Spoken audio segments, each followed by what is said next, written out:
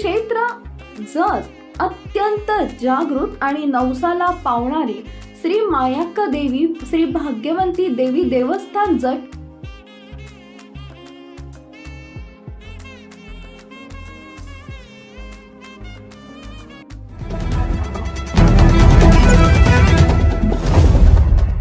नमस्कार, मी Megha Jagtap. BBM news मध्ये आपलं सर्वांचं स्वागत. पाहूया आजच्या घडामोडी.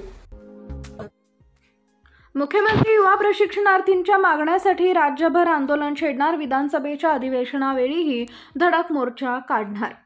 मागील महिन्याभरापासून मुख्यमंत्री युवा कार्य प्रशिक्षणार्थींच्या न्याय हक्कासाठी आम्ही लढा देत आहोत. राज्यभरातील 1,10,000हून अधिक प्रशिक्षणार्थींवर बेरोजगारीची कुऱ्हाड कोसळली आहे. असं असताना पालक असलेल्या शासनानं गांधारीची भूमिका घेतली आहे. निवडणुकीपुरती केलेली ही भरती आहे हे उघड झालंय. राज्यातील 1.25 लाख बेरोजगार तरुणांना प्रशिक्षण दिलं, पण पुढे त्याचे काय असा सवाल उपस्थित करत चिखलगी भुयार मठाचे मठाधिपती श्री संत बागडे बाबा मानवमित्र संघटनेचे सर्वेसर्वा तथा महाराष्ट्र राज्य युवा प्रशिक्षणार्थी संघटना पश्चिम महाराष्ट्र राज्याचे प्रमुख हरिभक्तपरायण तुकाराम बाबा महाराज यांनी या मुलांना न्याय द्यावा, अन्यथा राज्यभर आंदोलन छेडण्याचा इशारा पत्रकार परिषदेत दिलाय. बोला. तुमची भूमिका काय असणार आहे? आमची भूमिका अशी आहे की माननीय मुख्यमंत्री उपमुख्यमंत्री त्याचबरोबर प्रशासकांना आम्ही एक निवेदन दिलं होतं. 12 तारखेला जेव्हा सांगलीमध्ये आंदोलन केलं होतं त्या आंदोलनाच्या अनुषंगाने निवेदन दिलं होतं की 20 तारखेपासून आम्हाला विचारण्यासाठी आपल्याला बोलवावं, पण तशा पद्धतीची कुठली भूमिका त्या ठिकाणी प्रशासकाची दिसत नाही. त्यामुळं आम्ही काल मुंबई येथे गेलो होतो. माननीय उपमुख्यमंत्री एकनाथजी शिंदे साहेबांची वेळ घेतली होती आणि त्यांना अचानक दिल्ली दौरा लागला.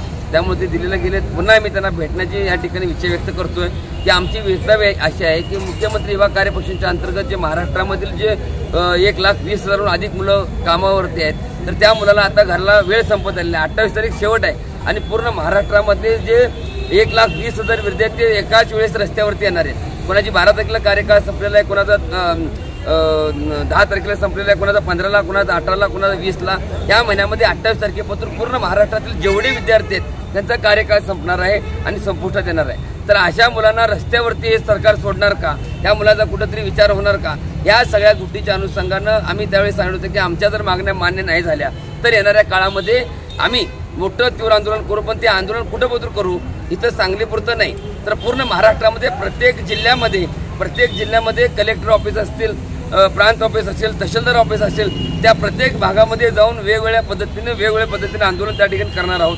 आणि जर समजा एवढ्यातून जर आमची मागण्या मान्य नाही झाल्या तर आम्ही मंत्रालयावरती धडक मोर्चा देखील काढणार आहोत. त्या ठिकाणी अमर उपोषण करणार आहोत की ज्या मुलांना जोपर्यंत हा न्याय भेटत नाही, फक्त आम्ही 20 तारखेपासून शांत संयम टाकला होता की कुठेतरी न्याय मिळेल, हक्क मिळेल आणि आमचा कुठेतरी विचार होईल. पण प्रशासकाच्या माध्यमातून असं कुठेही काय दिसत नाही, शासनाच्या माध्यमातून कुठेही असं दिसत नाही.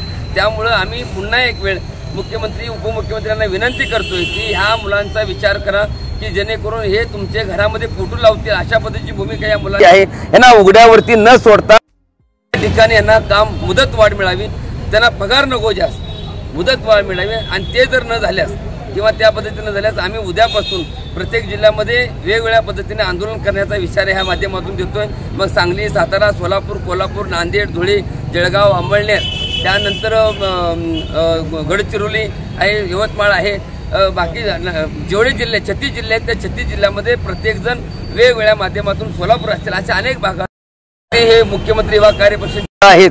प्रत्येक जिल्ह्यामध्ये 4,000, 5,000, कोल्हापूर जिल्ह्यामध्ये, सातारा जिल्ह्यामध्ये 5,000 आसपास मुलं आहेत. एवढ्या मोठ्या संख्येने मुलं ही रस्त्यावरती उतरतील तेव्हा प्रशासकांना जागेल की जेणेकरून ह्या माणसांना न्याय भेटणं गरजेचं. मुख्यमंत्री एकनाथजी शिंदे साहेबांनी आज देखील एक भाषणामध्येच त्या ठिकाणी दंगा केला होता आणि त्या ठिकाणी स्वतः मुख्यमंत्री साहेबांनी देखील पॉझिटिव्ह बोललेलं आहे की त्या ठिकाणी सांगितले की आम्ही सकारात्मक आहोत, तुमची मुदतवाढ देण्यासाठी आम्ही या ठिकाणी काम करण्याचा प्रयत्न करणार आहोत. मग आम्हाला अशी विनंती आहे, निस्तार तोंडी आश्वासन नको आहे, तोंडी आश्वासनची आम्हाला परिस्थिती नको आहे.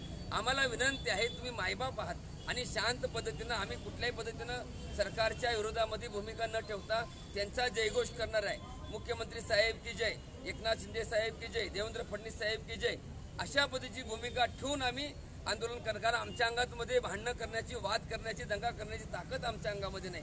सरकारच्या विरोधामध्ये जाऊन ह्या मुलांच्या वरती उद्या केसेस पडल्या तर त्यांचं आयुष्य संपुष्टामध्ये येईल.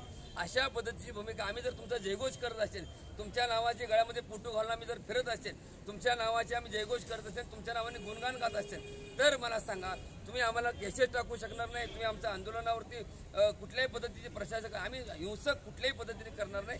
आम्ही प्रामाणिकपणे फक्त आणि पोट तिडकीने आम्हाला भूक लागले, आम्हाला तुम्ही न्याय द्या, आम्हाला तुम्ही जेवण द्या, अशा पद्धतीची. काल 2 दिवस आम्ही मुख्यमंत्री साहेबांच्या भेटीसाठी मुंबईमध्ये होतो.